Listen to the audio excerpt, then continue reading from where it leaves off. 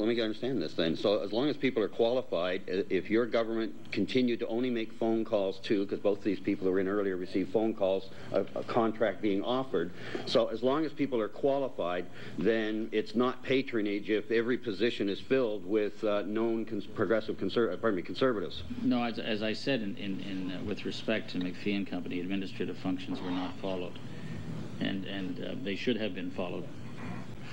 Mr. Hubbard will take... Mr. Hubbard, you have 2 minutes and 45 Well, probably, seconds. and just to put this into perspective, Mr. MacPhie, we're not really concerned about your ability to do a good job. We're concerned more about the way the contract was let.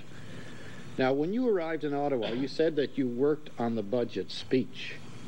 In other words, there are 50 or 60 people in the finance department who are drafting a budget.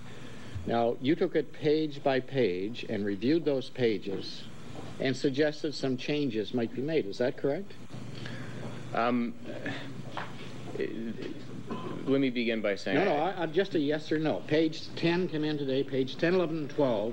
You reviewed those 3 pages and said, well, this word is not quite appropriate, or this sense should be changed. Was the task that you had? Was that what you did, yes or no? We've constantly said here that we want to have witnesses give fulsome answers, and if you beat the witness and cut them off and don't allow them to give the fulsome answer, then it's exactly counterproductive to the operation of this committee. Go ahead, Mr. Hubbard. It's not a point of order. Was that the job that you did? Point of order, Chair. Point of order. Yes. How is he supposed to remember whether he changed a word on page 11 of a 400-page document? He can answer that himself, Mr. Polyev. Mr. Hubbard, the floor is yours. Now, with the task, Mr. MacPhie, you talked about over 400 pages that you reviewed. This was the job you had. It was prepared by the finance department, by their communications people, and then it came to you to see if it was clear and acceptable to your minister, the minister that you're working for, and to the Canadian public. Mm-hmm. Is that the task that you had? Among many. Among many.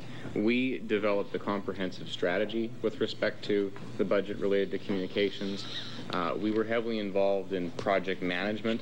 As you can imagine, the liaison of all of the different products. My time is limited, and I don't want to get into those kind of details.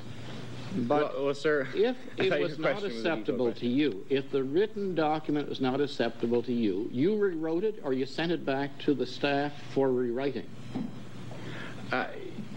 It would have been a combination thereof. As I said, with respect to MacPhie and Company, administrative functions were not followed. And I'll try and give a specific example. We would be presented with materials.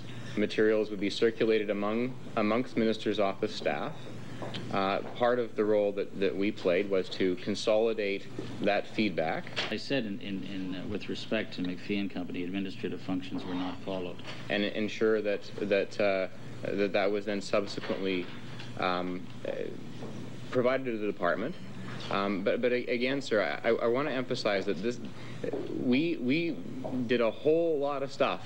They broke the rules, and they were advised by the ministry that was the case and that they needed to be prepared to defend this, and your chief of staff didn't bring that to you.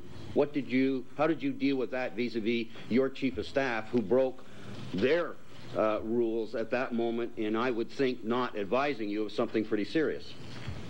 I was disappointed.